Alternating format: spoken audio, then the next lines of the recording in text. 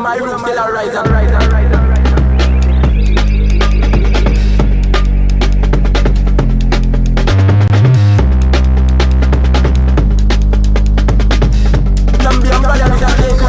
Follow my roots till I rise and follow my roots till I rise and rise and rise and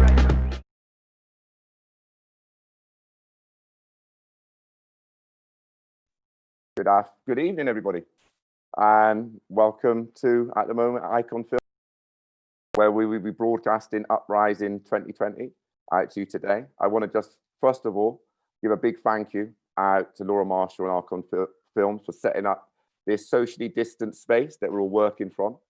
And a big shout out to the Watershed and to the Bristol's Arts channel for facilitating this event this evening and letting us stream live. So without further ado, let's go and get on with the film and look forward to seeing you after.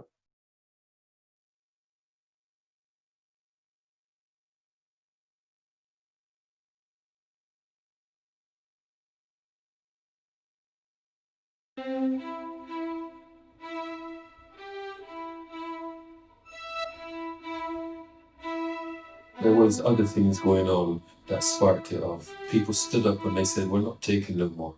And it wasn't just no more of what the system or what the police or government was doing to them. It was about them as a people saying, we're taking no more of this. He understands the word cunt to mean a general term to cover coloured people. Generally, you must treat them with disrespect. You know what I mean? And the police never really help. Because the police, them were really racist. If you go to the police station and make a complaint, you see it blatantly. These are the people supposed to be looking after you. You know what I mean? And theirs are the one that's stabbing you in the back or in the face or in the side. They're just not giving you a way out. Whether you're a black man, Rasta man, or whatever it is, that there was youths in the community that obviously they're mixed with black fathers or mothers, and they're going through that oppression. So there was a lot of conflict going on. And so really and truly the struggle was with all the youths. You know it goes. 1 and 2 might get a job and probably another 5 struggle. It's just through the year where you're from. Because if you go for an interview and they ask you your address, they're telling you you're from St. Paul's, Bristol, that's the interview finished. They're not interested. You know what I mean? That's how bad it was back in the days. I was aware of my racial identity, or being mixed race for some. I sensed those two things at the same time. And I was very aware from my impoverished background of being seen as a bit third class. I watched my mum's experiences and watched her being disrespected. When they come to this country, they have many problems. And not only do they have problems, but they set problems for the police which we have to meet. Just walking along the street and then feeling something hit me on the back of the head, and the Vice Squad were just driving by and they sat there with the window in the area, just throwing stuff. And hold on, man, police, they can't do this. And I went and I got some petrol. I got a can and went and got some petrol from the petrol station. And I'm putting it in my car, man, right outside the chip shop and the hardware store. And this van, like a lorry, with 2 white guys in it, and they look like police. They're looking at me and drive towards me, you know. I jumped so high, jumped up on the car, my hands went back, and the car lit me on my elbow, and they drove off. I'm telling you, man, I was lucky. Some of us just don't have the ability to overcome these things when it's constantly being thrown back at us. years of being just victimized by these police. You could see how they treat you, your mum, and, you know, how they degrade your mother for living, you know, a black man. Stopping and searching and putting the black boys them in the police car and carting them off. When half of them didn't do anything wrong. Basically had enough of it. There was some good police. There was some good police, and then there was some rotten police. That's it. It had to go that way. It had to. I think what it was, the police just kept on going into the black and white. All the time they were just in there, looking for whoever it was they're looking for. Basically, they just got fed up of it. And then the police, some police didn't like us, and some white people didn't like us. So it was like a border, like a wall, stopping us to go anywhere. Fuck thing. I'd come from school and I was over in St. Paul's, just been on East Grove, knocking on doors, inviting kids to my birthday party. I can remember I was playing with my friends and someone came along and they said, you know, there's a load of police going into St. Paul's. I heard noise, just running, shouting, flinging bottles. I went round the back way to go to see my mum to make sure she was okay, because she lived on Burnham Drive at the time. They numbered up and come back with a dog thing. They come along Grosvenor Road with oil stations, you know. Police were making a stand and they were coming forward, they're coming forward. We were chucking stuff, they still kept coming forward. And all you saw was a cloud of bottles just flying over. Then all of a sudden they stopped coming forward, and we were still chucking stuff. And then we saw a couple of steps going backwards, and you know, you smelled blood. As everyone just kind of ran down to them. They're in the cars. The ones in the cars are chipping out and leaving the ones on feet. I don't know who it was. Someone set the bank alight. At the same time, most people just chucking shit on the floor, just smashing up. There was nothing to go on, so they didn't really know that you weren't supposed to smash up here and there. That was the downside to the whole thing. So we smashed up, you know, what little we had. That day, it's like St. Paul's was on fire. The chaos was getting more and more.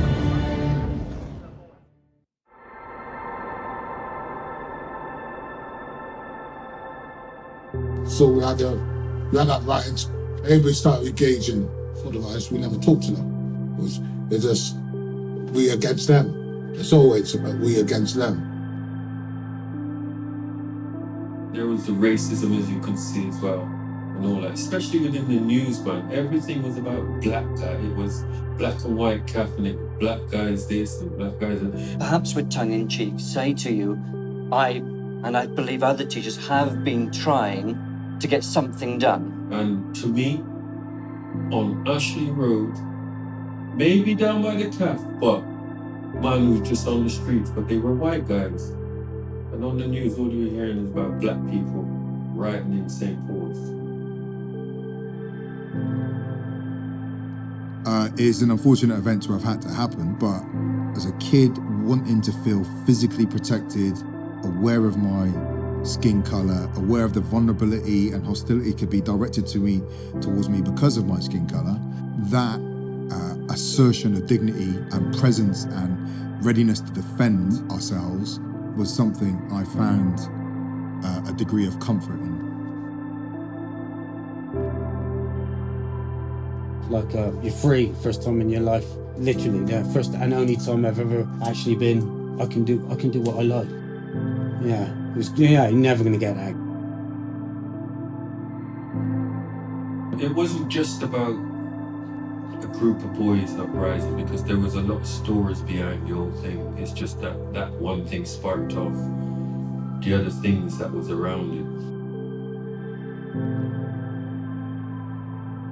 2nd of April, 1980, the day when St. Paul said, no more.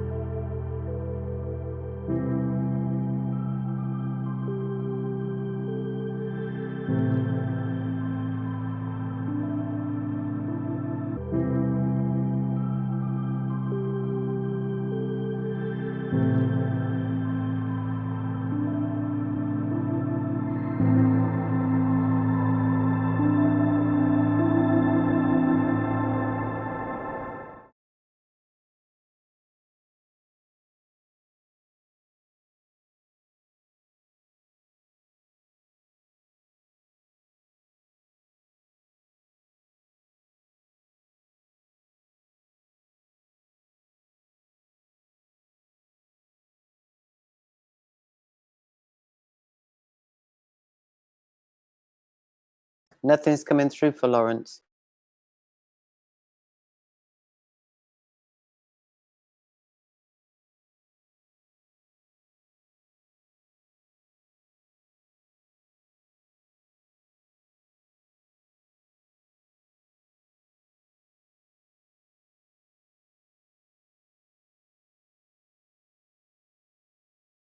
Hello, everybody. Thank you for coming in to watch the film. We'd like you to put some questions forward, which we'd like to address if you have questions to know deeper insight into what occurred on the day. And I'd like to point to some people actually to come into the conversation to expand on what they said within the film. So I think one of the people I call forward to talk is Clive Smith, who's actually a film producer who started making films from our community's perspective to give a voice to us other than the BBC or other organisations that have come and spoken about us.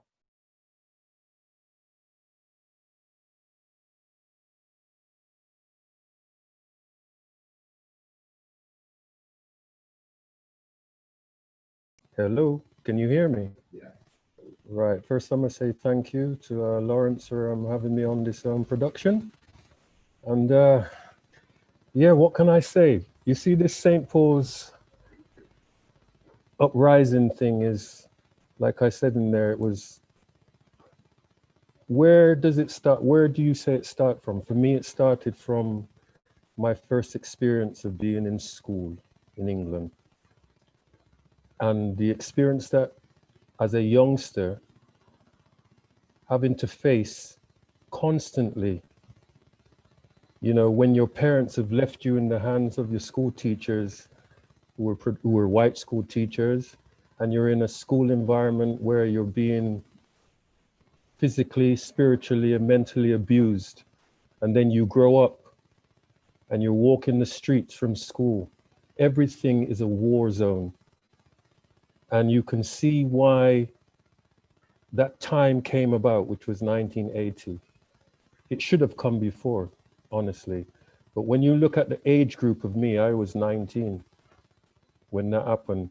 So if you look at the age group of the people who were involved, and some were a bit older and some were younger, that was a whole life experience of having to let off for one thing that took it. I'll say some more later. Thank you, Clive.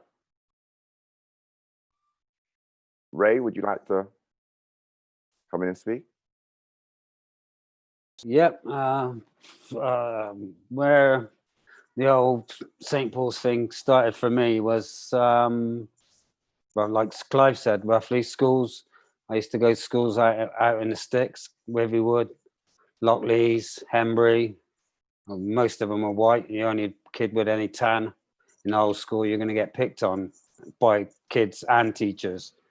So you end up learning how to stick up for yourself. And when you get down St. Paul's, you kind of, it feels like home, because you don't have to excuse yourself for your color or make any, you have to defend yourself because you're not white or make any excuses. So when you get down St. Paul's, it's like home. But then to get down St. Paul's and to find out there was guys operating in the area that were still going to dish you because of your color. Like, we used to have a lot of prostitution around in the area. So we got vice cars going around, and they used to just sit around and just have a go at you, basically. You throw stuff at you. You know, if they could grab you in the corner, they'd punch you up every now and again, you know. So that's where it started for me. And the riot kind of was the release. And how old were you? I was 18 at the time, yeah, 18, yeah. Got well involved, enjoyed every minute of it. Do it all over again. They deserved what they had coming to them. They asked for it, and like most bullies, they were very good at dishing it out. But as soon as they got some back, they turned and ran. You know, isn't it, the behaviour of a bully?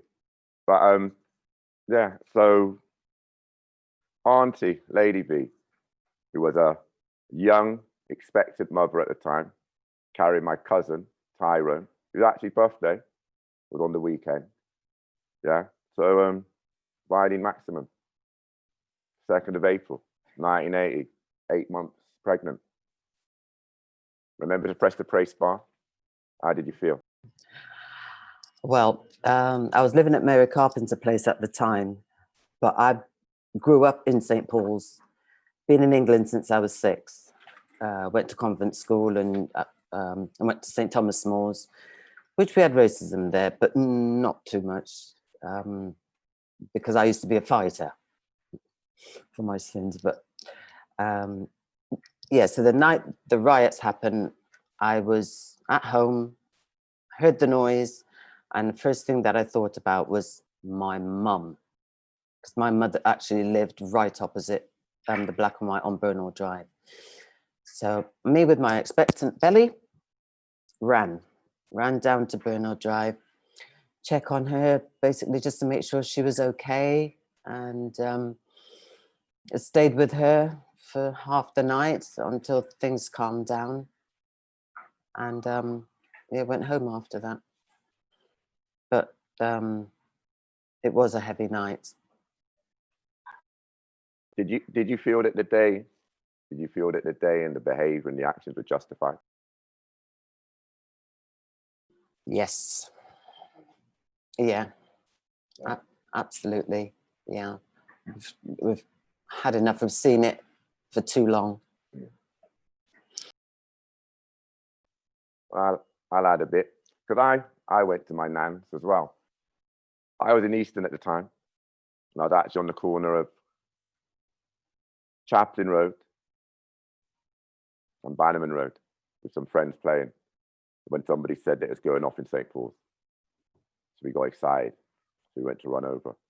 And then we came over by the bridge to go across the bridge to enter Paul's. I wanted to go and see my nan because I knew where she was. And my friends didn't want to come in now. When they seen some of the trouble, they turned back. So I carried on down, went round to Nanny's, quickly see Nanny. She was all right. She wanted to know if I was okay. I told her I'm fine. I promised her I was going to go home, which she told me to promise to do. And I ran out up on the road. And we ended up on the corner of Ashley Road, which I watched everything going on. And then to my delight and horror at the same time, I saw my father pull up in a car with my mum in the car, my little brother and sister in the back seat. And I know some people take this how they take it. But then I seen him pop in the shop with about a few hundred other people. And I seen them all filling up their boots and filling up their cars. And I seen my dad filling up the boot with goods from the car.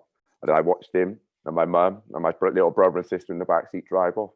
I made sure I stayed out of their eyesight because I didn't want to get in trouble for being out. And then I stayed out playing for another couple of hours and then headed back home. I think with the day at the time, like Ray said, he was 18. I was 11 years old. But I'd already had the police involved in my life from the age of 5. So on that day, it was very exciting to see somebody who you didn't actually believe that you could have impact on their life in comparison to the impact they've had on your lives and your community. And on that day, it kind of showed something different. So that's just to add to it a little bit. And then who I'd like to bring in one of our elders for our community and who has had experiences with the police and was definitely around in 1980. Yeah, so Russ Judah, would you like to say a few words, please?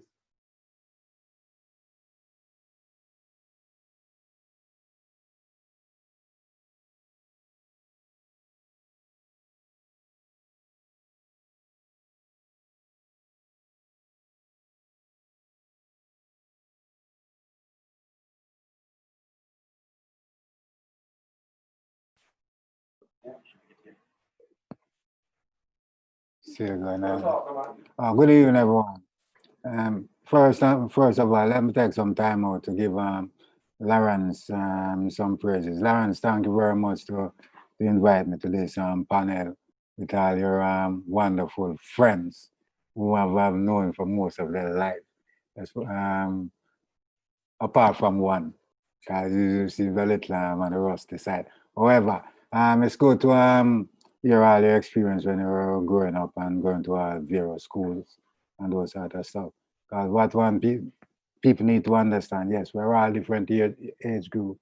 We all went to different schools. We have different experience in the system, so to speak, in terms of racial attitude towards people of color. Yes, we had suffered a hell of a lot, and I do know that your experience is totally different from Clive. Vyleen is different from yours. So is Lawrence, and mine even more different because I've gone to school years before some of you guys, right? So I've experienced the same sort of racism in a different manner. However, I can assure you that while the younger generation was tend to take some beatings from time to time, not full beating, but not some serious blows.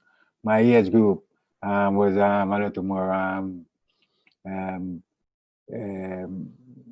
rebel-minded, so to speak. We would not stand for the negative racism that was shown at us. Yes, we would stand up and fight. And this been going on from the 60s. I finished school in the 60s. That may demonstrate to a degree the type of age group I'm in. However, those guys that were growing up in the 70s do suffer a hell of a lot from the racism, because I remember on occasion, few of them used to come to the older ones in St. Paul's. That's where most of us was congregating then. St. Paul's East and St. Verbucks and so forth. Because you have to understand our community was small, but was quite tight-knitted. So therefore, when our other youngsters used to have problem with their school bullies, so to speak, or school racist colleagues, if they are not able to handle it, they will come to the older ones. The older ones used to go and address most of the problem. Now, we have been suffering from from the 60s.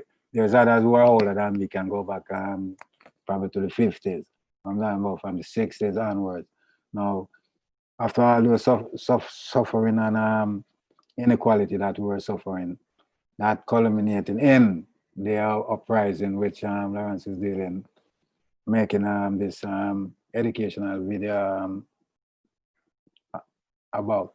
Now, as I'm saying to you, yes, it did culminating in that. And I must admit that from a personal perspective, being of an African descendant, that was one of the most pleasure, beautiful, and enjoyable occasion I spent in this country. And in 1980, the 1st of April, yeah, right, whatever date in April.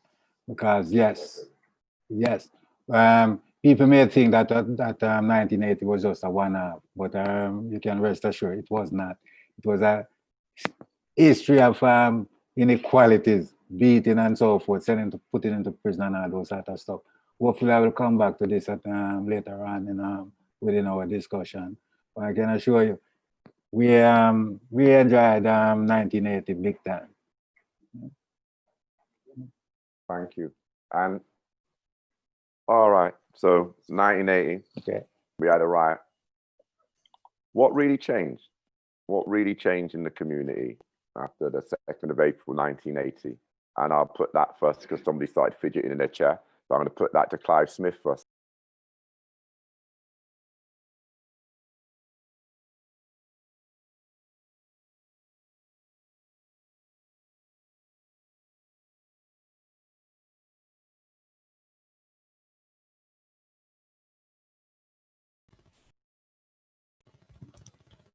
Okay.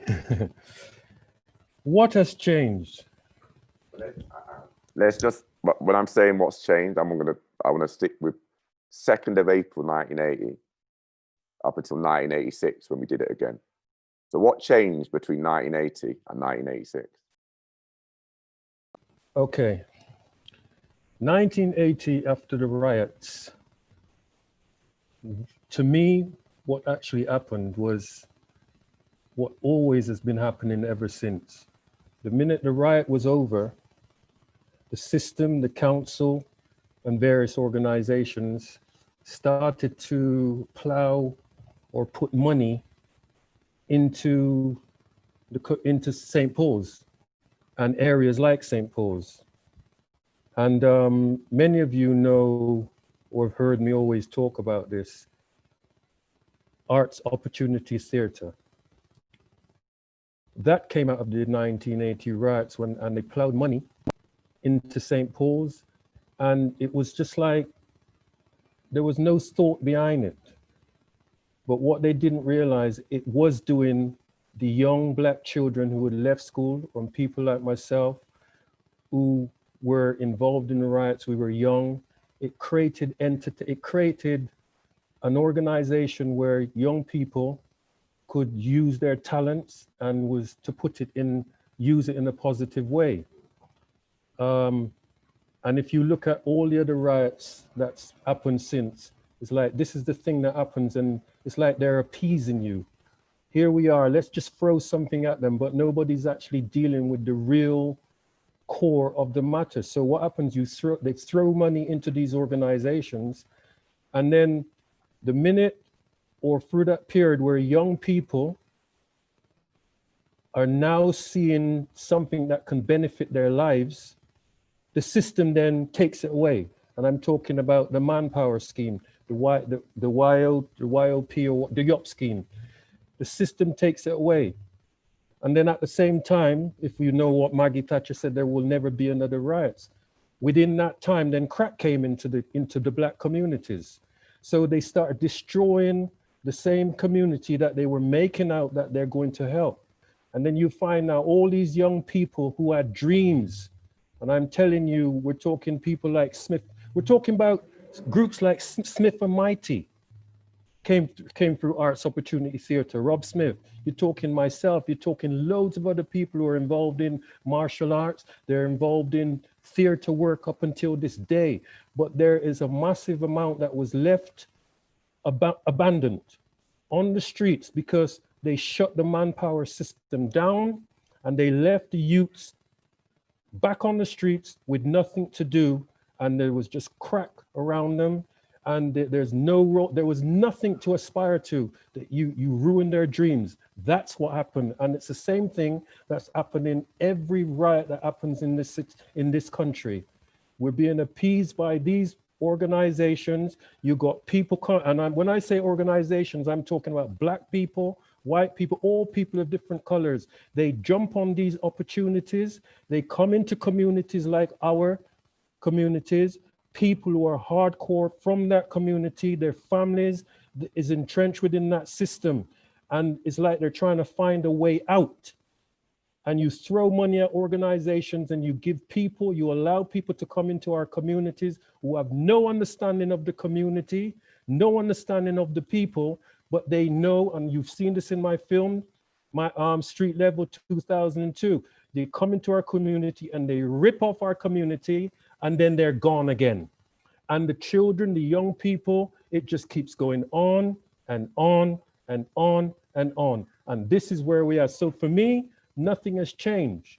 People might think it has changed, but underneath, it's the same sets of people. They move from city to city, you know, from borough to borough, and they work with people in these organizations. The police are the same. Most police who wasn't there, their sons or their families are also employed and come within that same environment, that same work environment. And this is what's happening. They've been playing with the people. Nothing has changed right up until this day. Wow. I can't really disagree with anything you've actually said. I'm a little bit young for 1980, so I give this over to the floor. Yeah. So, Ray. Change between 80 and 86, did you say? Is that yeah? Immediately after the riot, like Clive said, they started to throw money at the community. Is their answer to doing everything, you know? They funded this, they funded that, the Malcolm X, we got all, you know, everything got refurbished. And people did see an earner there, and some people put their hands out and took money that they didn't put back into the community. They just lined their own pockets. And when the time was right and the money ran out, they went.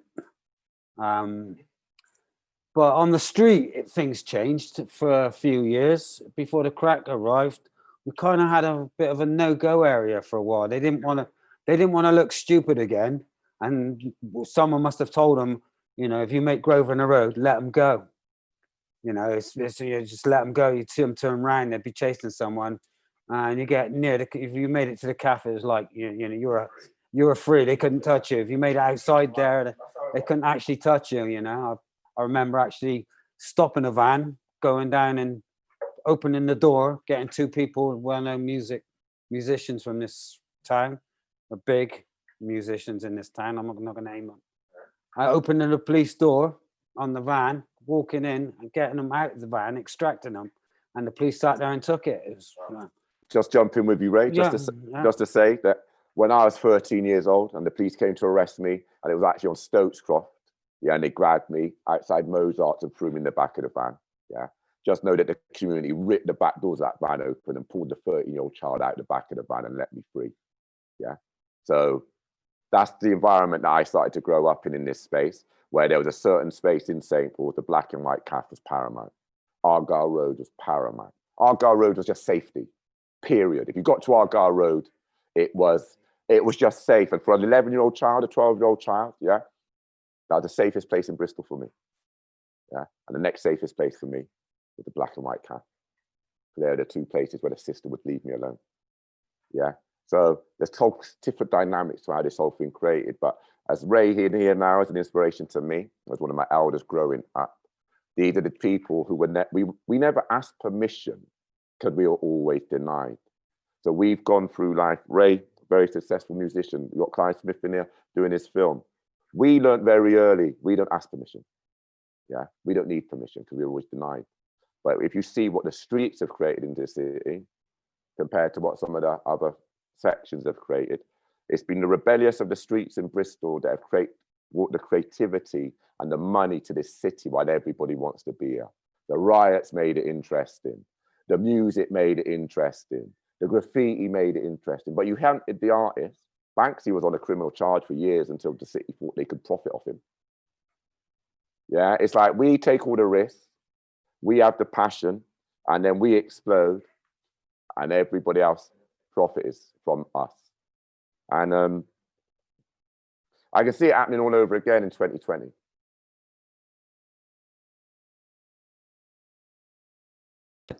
Can I just say that how I've seen it change is we used to have a community where the kids could run around the streets, go into people's home. We never closed our doors. If the children came into our house, we'd feed them. Then when the lights came on, the street lights came on, they knew it was time to go back home. They had manners for the elder people. If the elder people saw them doing something wrong, we could tell them off. But now it's like there's no community spirit. Some of the elders are trying to keep it, but the youngsters, they've just got a mind of their own these days, and they just don't have any respect. The majority of them don't have any respect for the elder people. I think it's a lot of it's become Americanized. Whereas in the 80s, we were looking to Jamaica and Africa. Now the kids of today are looking to America, and that's kind of the way they're going on with. Before it was, like I said, it was the Western and African kind of vibe in the area. And now everyone just wants to be like the Yanks. For us. You see, what has changed? I cannot help but echoing both Clive and Riam's sentiment with regards short-term fix. Because what had happened after April 1980, because the British government was being condemned by the rest of the world, in particular people in places such as Russia, were condemning Britain according to the racist system over here. The government decided to come up with some short-term fix, which was artificial, because yes, they did spend some money. Yes, they did create one and two structural building within our community in order to pull the wool over our eyes, so to speak. Because yes, one of the positive thing creation that they did create was the Cabot Sports Center. That particular center used to keep people away from the grip of the enemy at the time, which was the police force. The police used to take it. I think they used to have bet amongst themselves from time to time how many of us they are going to come out and take back to them station and do whatever they want to. So that's one side of it. There's also there's the Malcolm X. Yeah, this Malcolm X is still going today. That's a Cabot Sports Center. Yes, those are one and two minor positive situations. Yes, the education attainment did get a little more easier for people to go into further education and so forth and what they want to do. There was also some opportunities for local people who want to create their business, but they want to give them a short-term length of time to achieve. So you do used to find those who are happy to go the extra mile in order to secure their financial interest, they survive. But you also find that 95% of those people were really calling attention to the plight that they were going through from within St. Paul's, East and St. Werburgh's and some part of Montpellier. Those are the people that were made most unfortunate because they did not get an opportunity. Those people who get the opportunity in the end, as Clive alluded to earlier, that start to take what little handout that was passing over for those who needed it and put it in their own pocket. In other words, they were using our community for their own gain. It is still happening today, don't get me wrong, that's still happening now, right? Because today you'll find that it's more even prominent and rampant than it was before. However, back to the what is happening in the early 90s, or late 80s, 90s, yes, yeah, 1 and 2 opportunity was there for us. But if you remember when Margaret Thatcher took power, she did claim that opportunity is there for you to make, but don't get caught. I don't know what opportunity we're talking about. However, since 1980, our community, which Ray had alluded to earlier on, had become sort of a dysfunctional community because there was a particular year of concern which was happening in our community because at the time, drugs. When we're talking about drugs, we're talking about cocaine and crack. We're not talking about marijuana. Weed is no, I've never heard that weed that take a human life. So that's something, we're talking about the drug, the coke and cocaine. Right? That started to come in our community immediately after 1980. And that brought a certain destruction to our community because people start to forget the principle that should have been guiding them through. And the cocaine and those other stuff make people become weak. That's another story again, but something that we're still fighting. I'm saying because there's the pros and cons about that. So please don't get me wrong. I'm not saying that people should not be seen to be putting food in their children's mouth. I wouldn't go down that road at all. Your children need to survive. So you need to understand that. But the problem is, the fact is, cocaine was allowed to come out to our community because in 1980, some of the statement that the police had made is that, yes, they run away, but they are planning to come back next time to do what they need to do. So part of the next plan that they had in their blinkered mind, the thinking, is to suggest that they're going to look for all ways of keeping our community at a certain control. This is why they allow cocaine to get into our community, because the police don't know that at the time that within our local communities, yes, marijuana, weed was in our community, cocaine was not. They do know the impact that cocaine causes on the people. This is why they allow it to come into our community and help to destroy most of our community. So with real concern with our community have been broken, those are all contributory factors. And people need to understand and appreciate all these concerns clearly. Yes, I do have one and two people who are still surviving in the so-called legal manner in order to try and make their life expectancy a little more better in most respects, and some that is good. But in general, we haven't come a long way at all from 1980. Let's just jump. I'm going to jump in. So 1980, a community rioted because of the racism and the oppression and the lack of opportunity it was facing. And the only way it thought it could make anybody take any note was to burn its own homeland. Yeah. Over the next 12 months, because I got to give a shout out to Paul Gilroy, because I appreciated it. St. Paul's was the first domino on the 2nd of April, 1980. Yeah. And then around the country, it ran. Yeah. After Avon and Somerset police ran. Yeah. No police force in the country hasn't let Avon and Somerset police forget that they are the first police force that ran from black people, which allowed black people to run on police for the next year and a half. Yeah, that's a stain on Avon and Somerset's character, which us as a community are paying for still today. Yeah, our community still hasn't been effectively policed. We had a demonstration outside of here, was it last week or 2 weeks ago? Didn't we set the place on fire 40 years ago because we were trying to let people know that we mattered? All these laws that have been won. People want to talk about the bus boycott. We've had the bus boycott.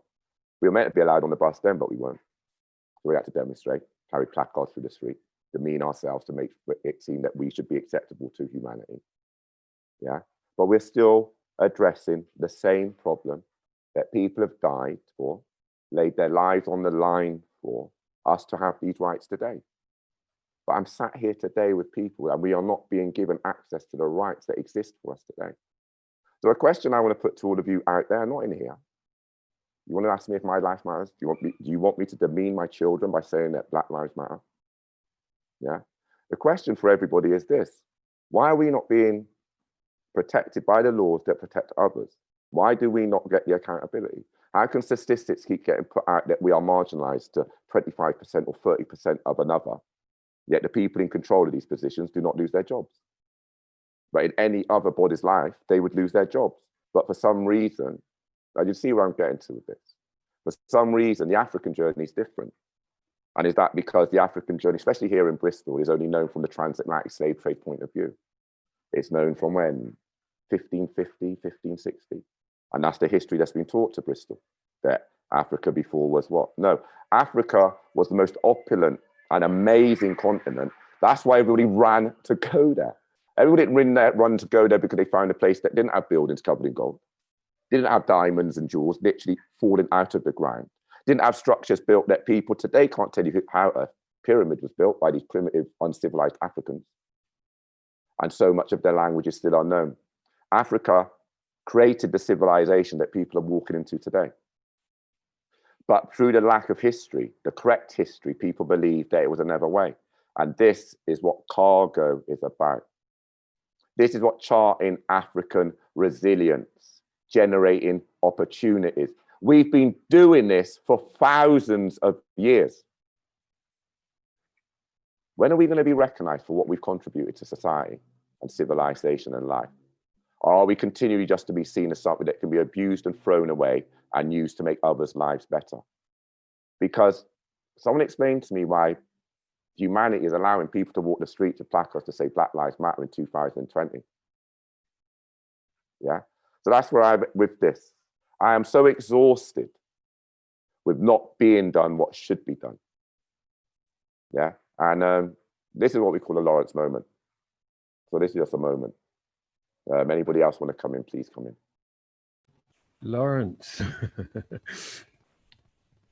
I think all of us can relate to something that hits home to us more than the others, and I can pick up what you're saying, Lawrence. I've got to keep going back to growing up in England around people like my father and the elders when they went through what they were doing. And many of them, there's a lot of businesses in Bristol where our elders, because they couldn't get certain things to do, they created things for themselves. And if we look at even the carnival, we look at many certain things that our elders created, shops, Mr. Williams Bakery, things like this. We did things even to the point where, as we spoke about earlier on, where taxis and buses wouldn't come into St. Paul's.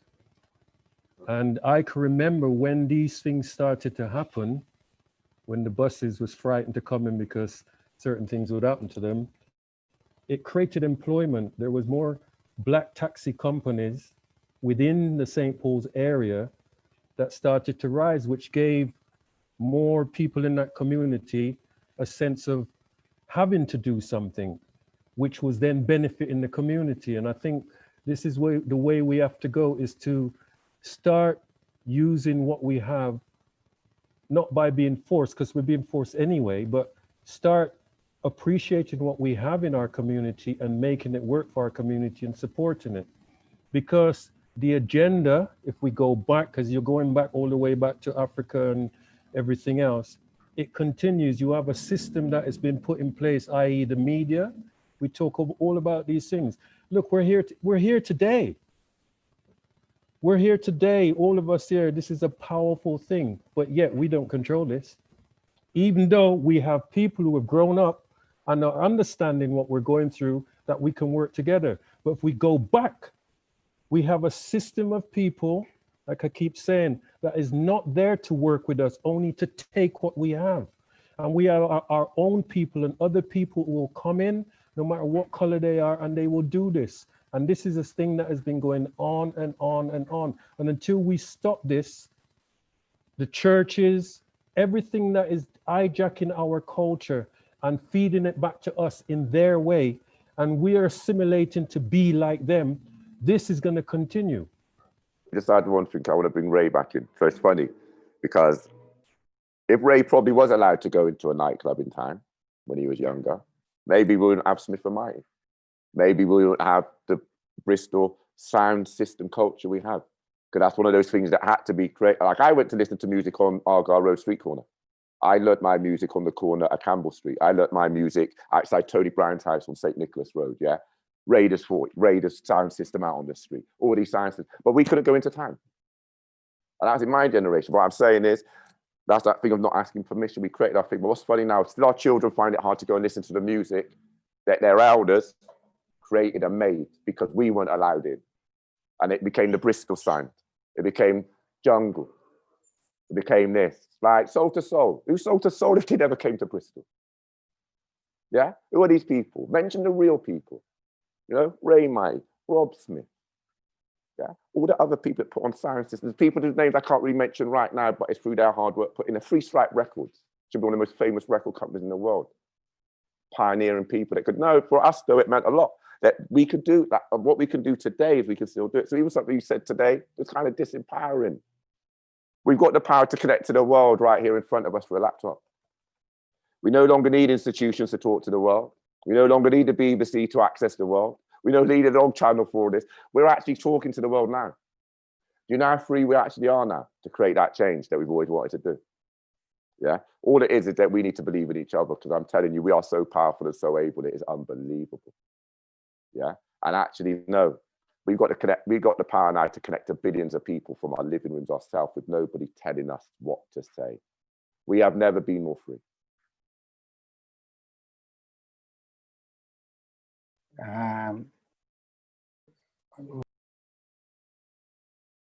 See, Auntie,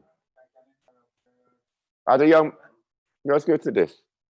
How difficult was it for you to raise a young boy or a young girl in an environment that had so much crime contained within it? And that's what I think people need. Like, look around the rest of Bristol. The crimes that were being committed in St. Paul's weren't anywhere else. You didn't see prostitutes outside anybody else's primary school. Yeah, anywhere else in Bristol, but they're outside mine. Yeah, and they're outside my son's primary school. My children had to break through drug users and drug dealers to get us to school. But they'd call the police, and the police don't come. So you wonder why I'm violent. I'll tell you why I'm violent. Because I grew up in an environment that was violent, that the system that should have protected me in my environment didn't protect me. So how was I going to protect my mother or my little sister or my brother when what was in my community? I want to tell you, our community was, the violence was put into us. Count the hostels. Do a plan on how many hostels were in St. Paul's. Yeah? And then see how big St. Paul's is. See how many safe houses were in there. See how many people housed in there, they're at risk of sexual abuse, but it's the same community you house the sexual abusers in your hostel for paedophiles and rapists. You had people going there to drug rehabilitation centers in a community where the drugs were allowed to be sold. You have people that can travel from 12,000 miles away because they know that on the corner of St. Paul's, you can sell crack cocaine and you won't get stopped, you won't get arrested. So this all happened in this tiny little community that children had to grow up in with no protection from what was around them. And funny enough, they're the children that Avon and Somerset police are locking up and putting into jail today. The children that weren't protected in the most dangerous environment, and you wonder why they developed into becoming what the society would call dangerous children. There's so much more to this story and the creation of children like me, yeah, that I grew with. And it's time for us to speak.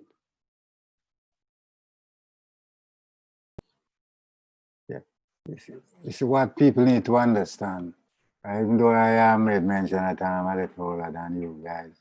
One of the biggest concerns with Black parents or African descendant parents is for them sons to be in any form of trouble with police.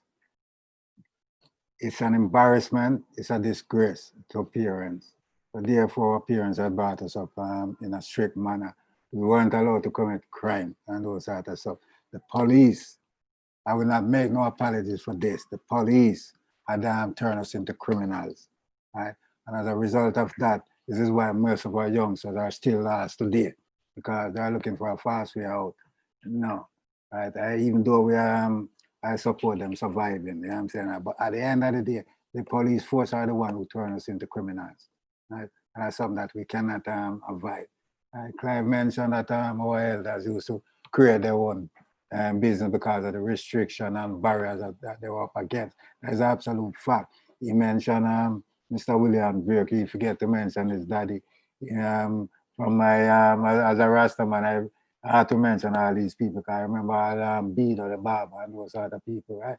Those are elders, right? He used to have them try, yes, he used to try and run their business.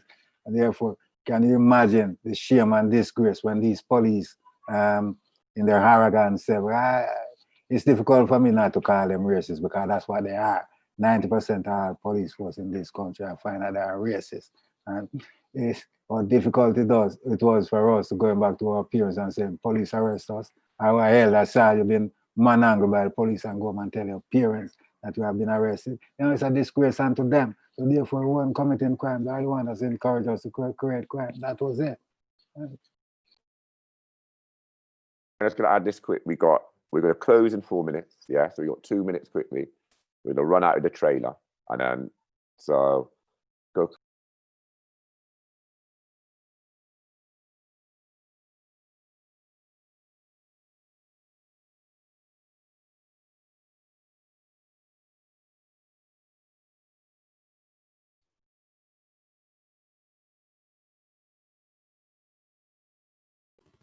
Okay, Lawrence. You spoke about my dad. I never mentioned him. You know, God bless him. When, like you say, Lawrence, what you grew up and you become, you know, when I was moving with my father from the age of 6 all over Bristol, selling food and playing music in the church. And when you see the racism that your own father faces, police spitting in his face and breaking his arm. So as a child,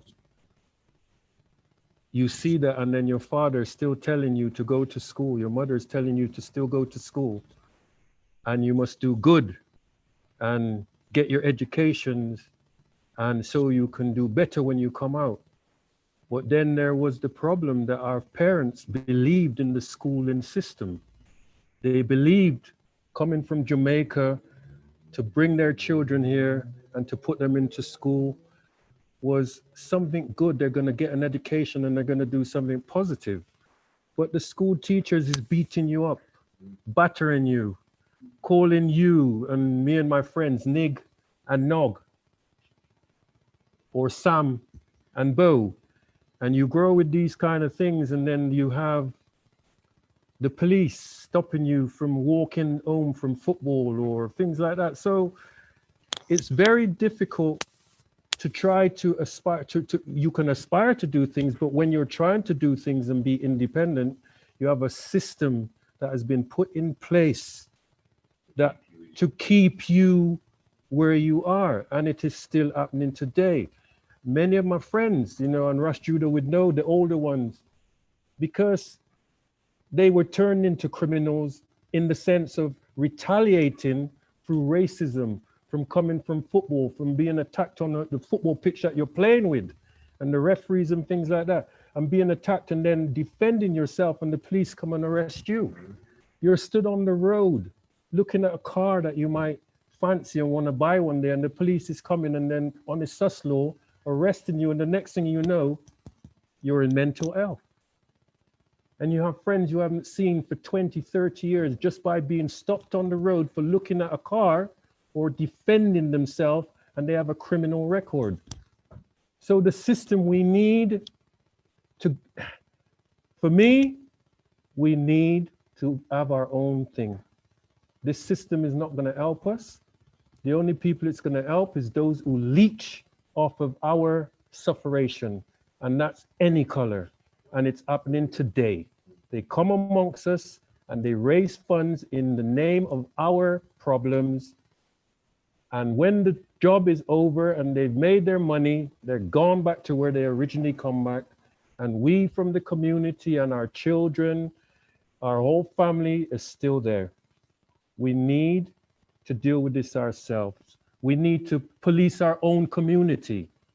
We need to get our own martial artists and people who know the law to walk around in our own communities and protect ourselves.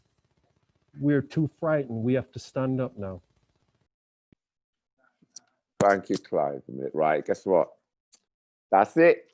Right, listen, everybody who's tuned in, I want to say thank you. Got to go because of time, but I want to give a big shout out again. Icon Films, Watershed, Bristol Arts Channel, everybody's been supporting Cargo. We're going to finish with the trailer for Uprising 1791. So, bye everybody. Hope you enjoyed. Tune back in. Might be here next Thursday. Who knows?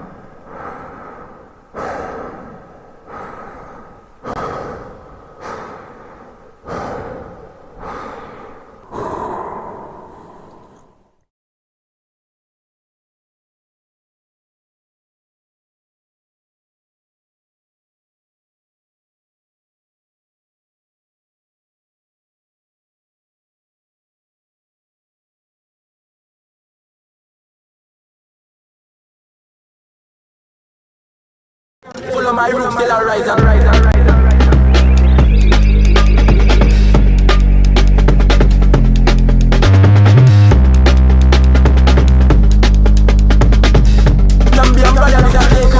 Follow my room, still I rise. Follow my room, still I rise.